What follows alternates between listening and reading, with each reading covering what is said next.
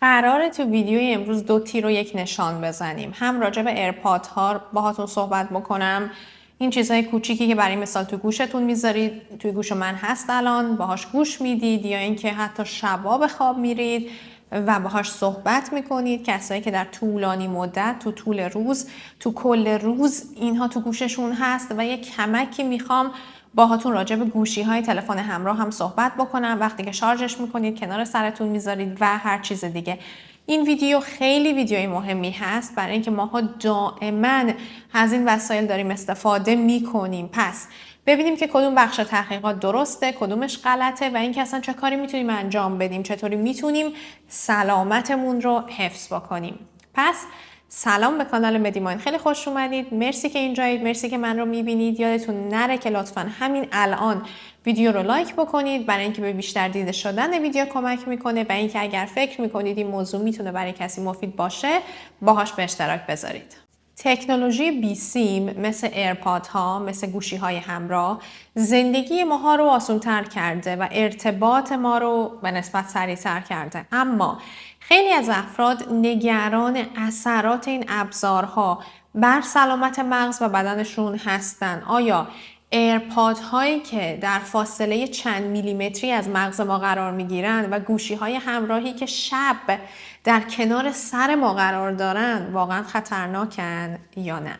ایرپادها با استفاده از فناوری بلوتوث امواج الکترومغناطیسی غیر یونیزه رو منتشر میکنن. این امواج در فرکانس 2.4 گیگاهرتز عمل میکنن و برای انتقال داده های صوتی بین دستگاه و ایرپاد طراحی شدن. بلوتوث اگرچه نسبت به امواج تلفن همراه قدرت کمتری داره، اما نزدیکیش به مغز باعث نگرانی های خیلی زیادی شده که راجبش مقالات زیادی نوشتن.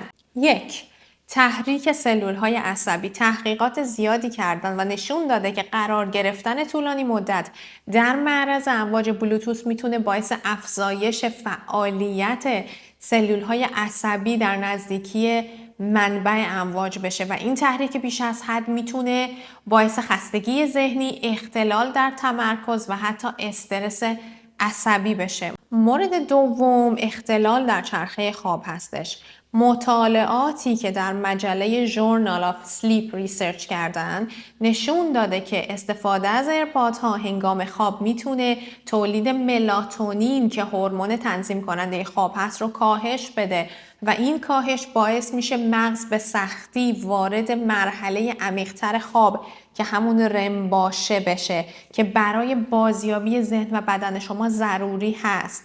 گوش دادن به صدا هنگام خواب میتونه سیستم عصبی رو فعالتر نگه داره و مانع از استراحت کامل مغز شما بشه. مورد بعدی ایجاد استرس اکسیداتیو هستش. توی مطالعه‌ای که در مجله الکترومگنتیک بیولوژی انجام دادن و منتشرش کردن مشخص شده که امواج بلوتوث میتونن باعث تولید رادیکال های آزاد در سلول های مغز بشن و این رادیکال ها باعث تخریب سلولی میشن که میتونه به مشکلات عصبی بلند مدت منجر بشه. یه چند تا مطالعه مرتبط هم وجود داره. توی دانشگاه برکلی هشدار دادن طبق تحقیقاتی که انجام دادن و مطالعاتی که انجام دادن که نزدیکی ایرپادها به مغز حتی در صورت انتشار امواج کم قدرت خطرات احتمالی مثل تغییر در فعالیت الکتریک مغز رو افزایش میده. یه تحقیق دیگه که انجام دادن نشون داده که حتی امواج ضعیف بلوتوث میتونن در طولانی مدت بر عملکرد حافظه کوتاه مدت و توانایی‌های شناختی اثر منفی داشته باشن. و این یک تکنولوژی به نسبت جدیدی هست و چندین سال ازش نگذشته، 10 سال ازش نگذشته که تأثیراتش روی انسان بررسی بشه. برای همین هستش که باید خیلی جدی گرفته بشه. حالا یه نکته کوچیک اینجا بهتون بگم. چرا گوشی های تلفن همراه در زمان خواب خیلی خطرناکن؟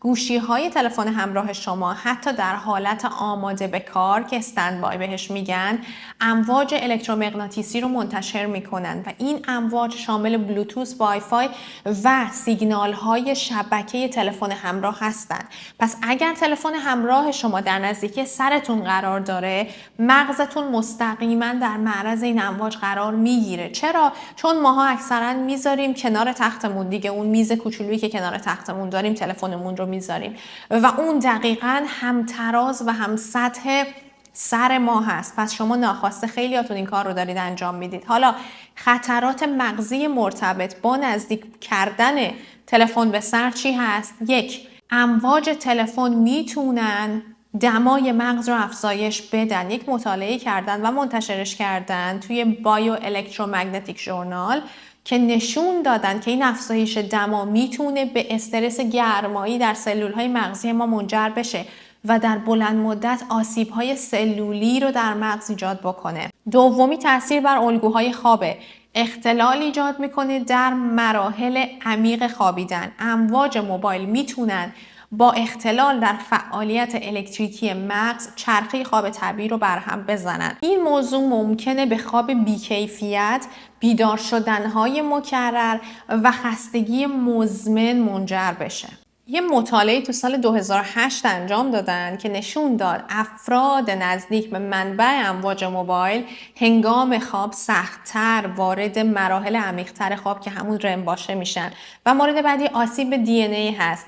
یک پژوهشی در دانشگاه ویسکانسن انجام دادن و نشون داده که امواج تلفن همراه میتونن باعث شکستگی امواج DNA در سلول‌ها بشن و این آسیب‌ها در طی زمان میتونه باعث پیری زودرس سلول‌ها و افزایش ریسک بیماری‌های مزمن بشه. حالا چه توصیه‌هایی براتون دارم؟ توصیه‌های خیلی مهم. فاصله رو حفظ بکنید. تلفن همراهتون رو حداقل 1 متر از محل خوابتون دور بکنید.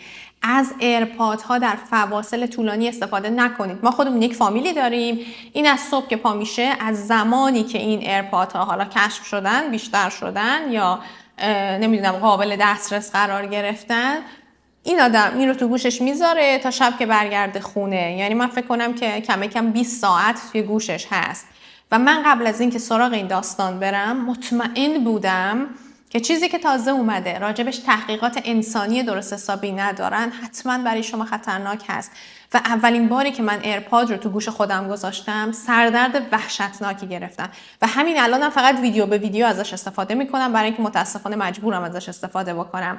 خیلی وقتا وقتی که این ایرپاد رو توی گوشتون میذارید اصلا امواج رو احساس میکنید و فشاری که روی سرتون میاد، روی اسکالتون، روی جمجمتون میاد رو احساس میکنید و بعدها بهش عادت میکنید. من الان دیگه مثل اول حسش نمیکنم و میزان استفاده رو به طرز وحشتناکی پایین آوردم و من همین الانم اگر بخوام چیزی گوش بدم از اون ایرفون هایی استفاده میکنم که قبلا بودن 10 سال پیش، 15 سال پیش که به گوشی وصل میشد که خیلی ایمن‌ترن، خیلی بهترن برای سلامتیتون.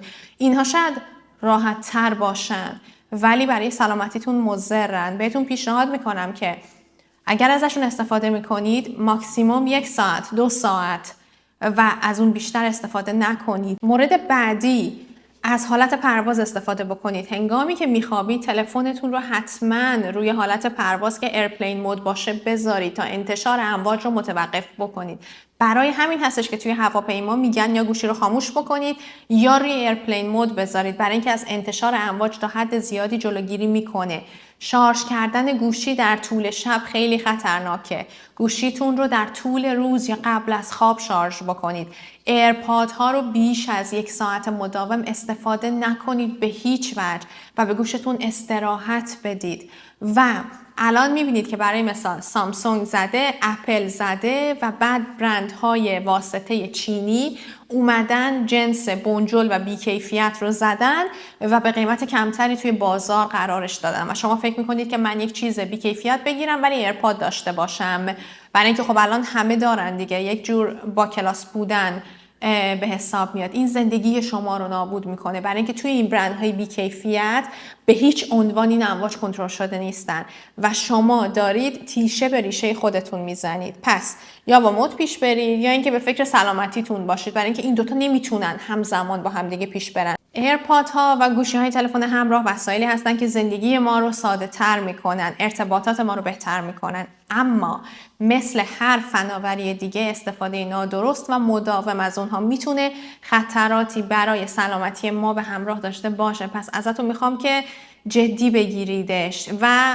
میخوام ازتون بپرسم که آیا شما این رو احساس کردید که به خصوص اون تایم های اولیه‌ای که ایرپاد خریدید و شروع کردید ازش استفاده کردن سردرد گرفتید یا نه، این امواج رو احساس کردید یا نه؟ برام جالبه که نظرتون رو بدونم. و در کنار این یک ویدیو من ساختم روزهای اولی که کانال مدی مایند رو تأسیس کردم، راجع به ریز پلاستیک ها باهاتون صحبت کردم. خیلی موضوع مهمی هست. الان توی تحقیقات جدیدی که انجام دادن اهمیت این موضوع رو بیشتر و بیشتر کردن، همه جا شروع کردن راجبش صحبت کردن. بهتون توصیه میکنم حتما این ویدیو رو ببینید و تا جایی که میتونید خودتون و خانواده هاتون رو از ریز پلاستیک ها در امان نگه دارید.